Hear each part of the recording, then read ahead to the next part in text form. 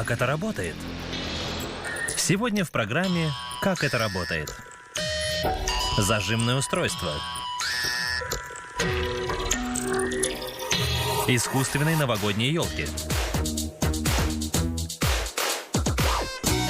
Крекеры.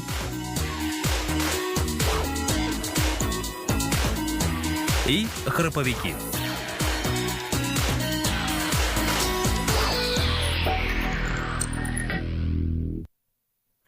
Впервые зажимные устройства стали применяться в 1963 году при авариях на автогонках. Раньше они были такими большими и тяжелыми, что еле помещались в кузове пикапа. Сейчас их вес около 15 килограмм. С таким весом может справиться один оператор. Зажим способен освободить жертву из разбитой машины за несколько минут.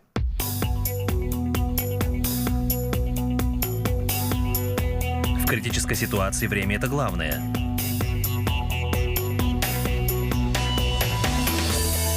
Спасательные инструменты должны вскрывать машину так же легко, как нож вскрывает консервную банку, и резать металл, как сливочное масло, потому что 1 секунда промедления может стоить человеческой жизни.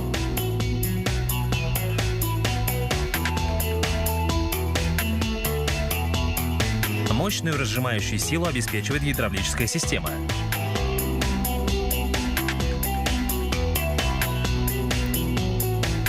Жизнь зажимных устройств начинается здесь, на станке по металлу, который вырезает из куска алюминия самую важную деталь – основание.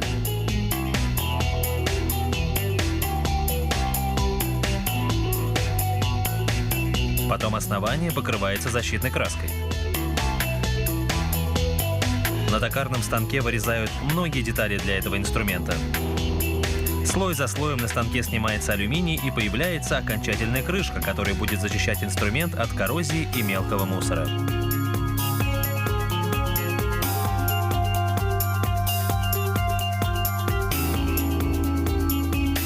Обе клешни вырезаны из инструментальной стали. Точильный камень обрабатывает клешни, шлифуя их поверхности. Рабочий устанавливает заслонки, чтобы жидкость не вытекала из цилиндров.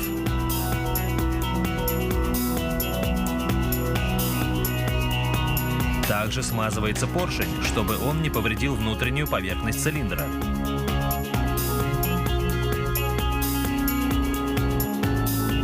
Когда поршень внутри, цилиндр почти готов к окончательной сборке.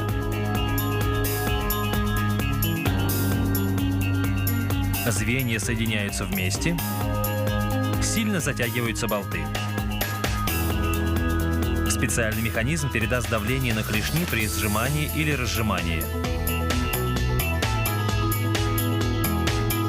Затем крепится крышка цилиндра с помощью еще одной серии болтов.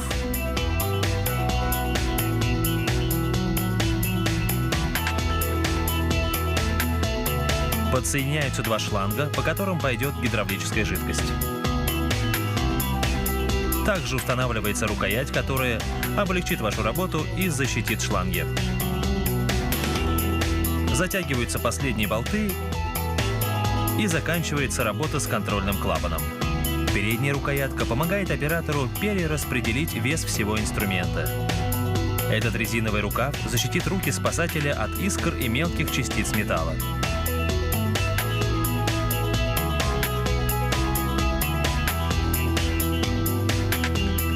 Затем совмещаются отверстия в клешнях с отверстиями в самом инструменте и фиксируется толстым штырем.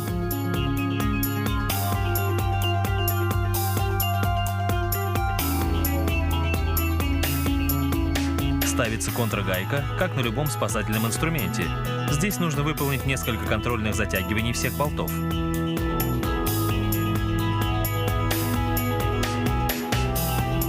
После того, как клешни стали на свое место, они крепятся металлическим пальцем из особого сплава и фиксируются кольцом.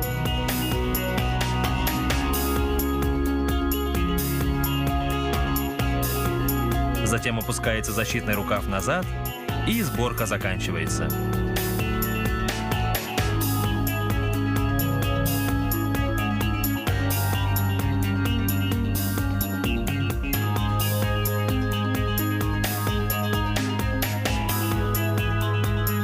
Рабочий проверяет инструмент, который наполняется негорючей гидравлической жидкостью.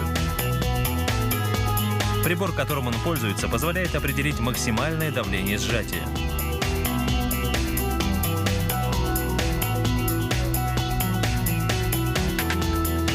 Инструмент прошел тест на давление. Теперь, если случится какая-то катастрофа, то команда спасателей незамедлительно прибудет на место аварии с самым современным оборудованием и обязательно спасет человеческие жизни. Как это работает? Наличие хорошей елки – это залог удачного Нового года. Начиная с 19 века люди стали пользоваться искусственными деревьями. Сначала деревья были из перьев птиц и меха животных. Но с 1960-го люди стали использовать синтетические версии елок.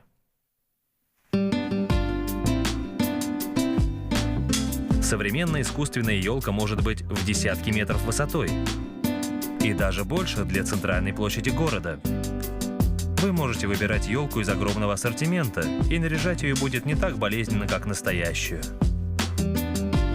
Эти большие искусственные деревья начинают свою жизнь со ствола. Блоки сгибают. Из прута получается арка, которая потом станет основой всего каркаса. Рабочие сваривают вертикальную подставку для арок, строительство ведется по секциям. Изогнутый металл покрывают спреем полиэфирного порошка, который намного устойчивее, чем краска. Они сушат детали в специальной печке. После быстрого охлаждения самое время соединить вместе все части.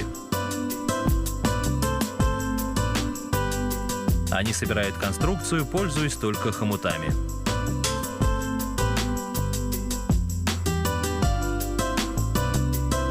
Тем временем рулон зеленого поливинилхлорида пропускают через станок, который разрезает его на кусочки. Пластик отрезают лентами ровно 10 сантиметров шириной. Каждая пластиковая лента снова проходит через режущую машину. Только на этот раз разрез происходит по другому принципу. Оставляя цельную полоску посередине, машина разрезает остальную часть пластика, имитируя иголки.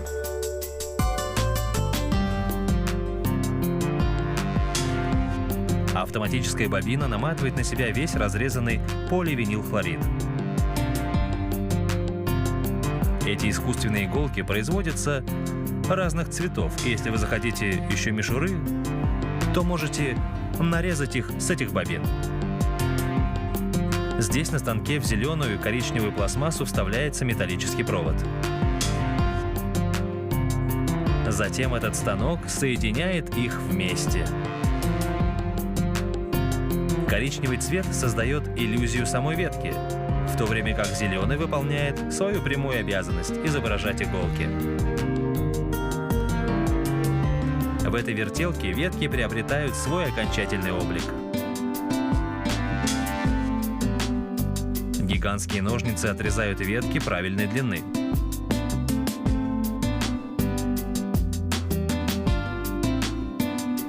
Чтобы получить снег, этот станок вращает ветку, и концы пластиковых иголок покрывает белый латексный слой.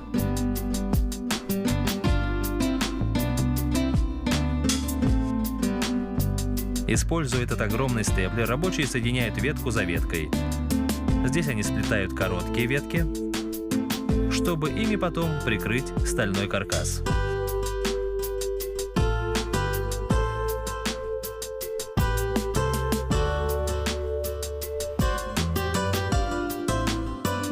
Сначала они маскируют елочную сетку с помощью пневматического степлера.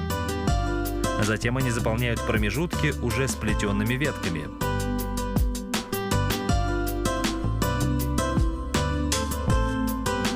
Это легче, чем крепить их на каркас ветку за веткой. Затем появляются гирлянды с разноцветными лампочками. И, наконец, рабочие отгибают ветки в нужное положение. Так намного удобнее, чем делать то же самое, но на елке несколько метров высотой. Также они вешают игрушки, теперь на одну заботу меньше будет у покупателей этих елок. Пришло время увидеть елку во весь рост. Они устанавливают цельную, готовую верхушку, а потом закрепляют панели елки с помощью специальных креплений.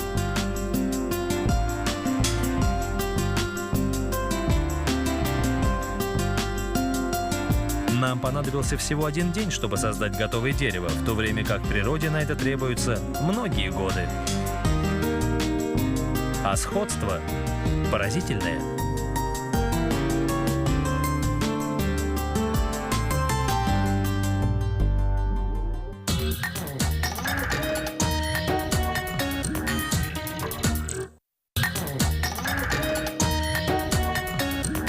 Как это работает? Часть 2.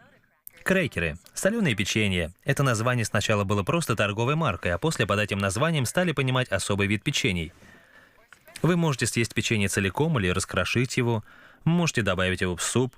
Врачи советуют есть крекеры, когда вас тошнит, потому что они сухие и легко перевариваются.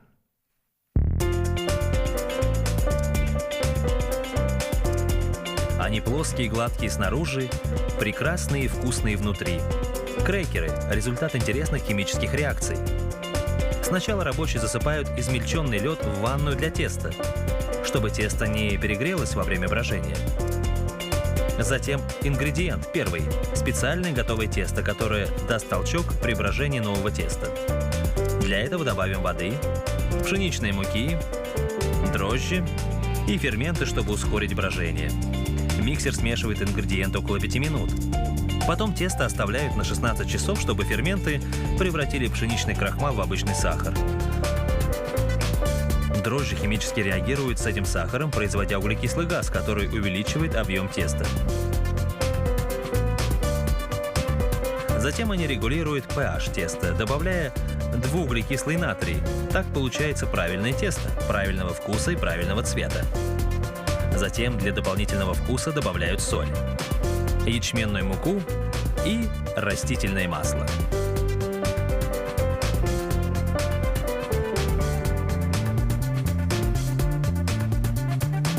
Чтобы растворить новые ингредиенты, миксер снова все перемешивает в течение 5 минут.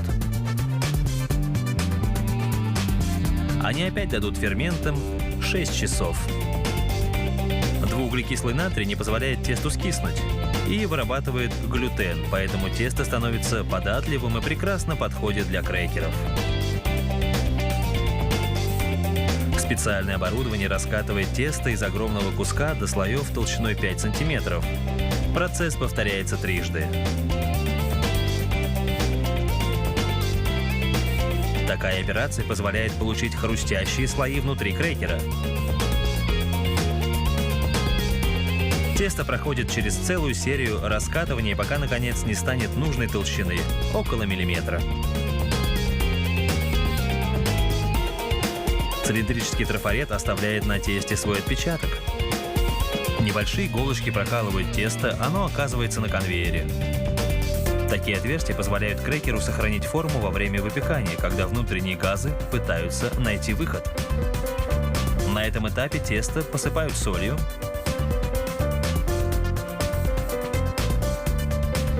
и теперь тесто отправляется в 3-минутное путешествие через длинную печь с разными температурными зонами.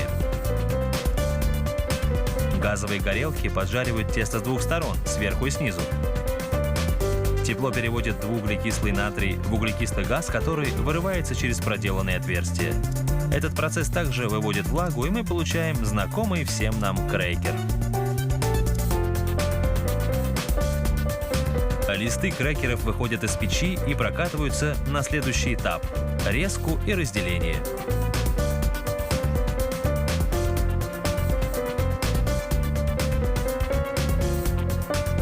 Отделенные части отправляются на окончательную резку.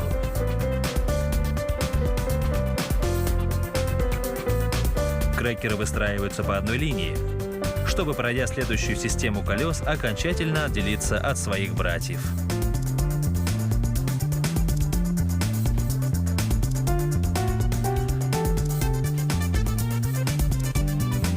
Каждый ряд крекеров проходит через длинную серию ворот, чтобы оказаться на упаковочном конвейере.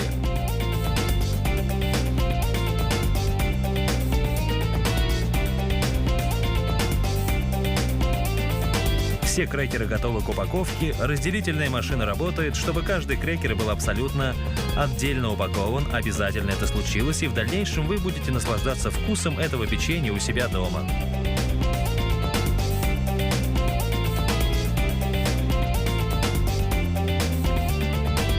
Пара крекеров наконец проходит через упаковочную машину, которая обворачивает их в пластиковую ленту с двух сторон. Затем нож отделяет каждую пару от таких же крекеров. Здесь производится 525 пар крекеров ежеминутно. Вот что значит настоящий крекер.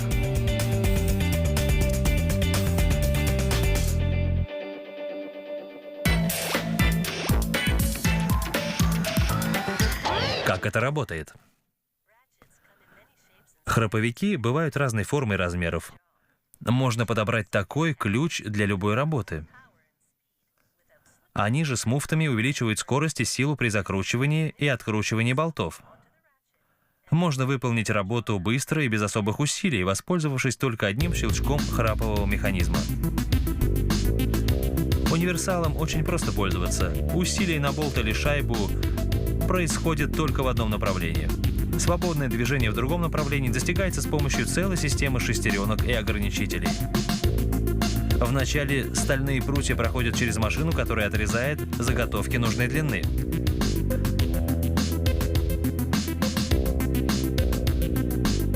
Эти заготовки понадобятся при изготовлении храповиков. Автоматика пропускает их через печь, температура в которой около 1000 градусов по Цельсию. Кузнечный пресс придает заготовке форму храповика.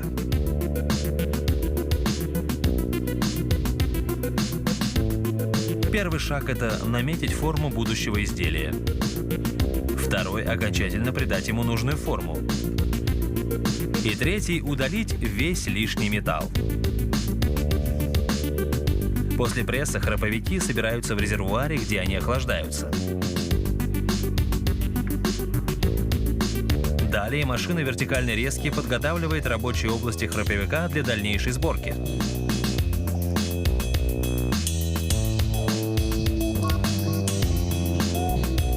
Рабочий помещает инструмент под гидравлический пресс, на котором выдавливается логотип и название фирмы-производителя. На токарном станке избавляются от лишнего металла на рукоятке и подготавливают конец для пластмассовой ручки.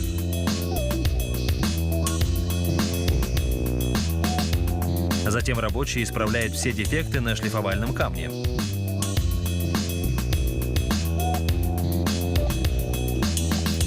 И создают на рукоятке специальные выступы, на которых будет крепиться ручка.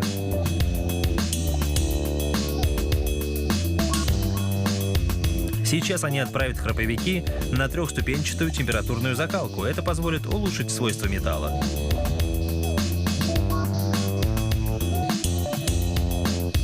Керамика и химический раствор подготавливают инструмент к хромированию и никелировке.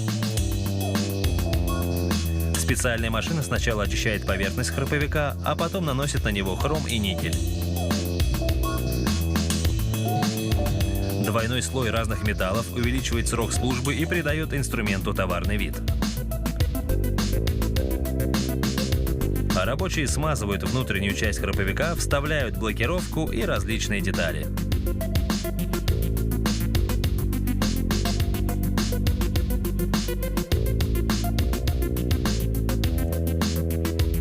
Рабочий устанавливает металлический шарик в основании шестерни и прессом вдавливает его на свое место. После этого они устанавливают все внутренние компоненты, определяющие направление вращения храповика.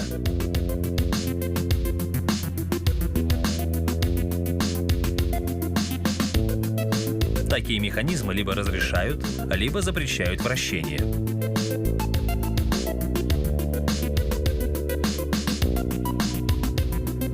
Итак, переключив в нужное положение ограничитель, вы можете либо вкрутить, либо выкрутить болт. Теперь осталось поставить резиновые прокладки и закрыть весь внутренний механизм инструмента.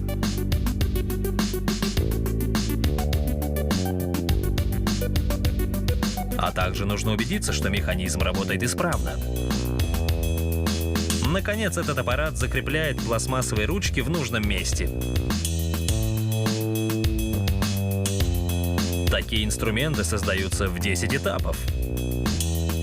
Теперь храповикам нужно пройти окончательные тесты на надежность и соответствие высоким стандартам качества.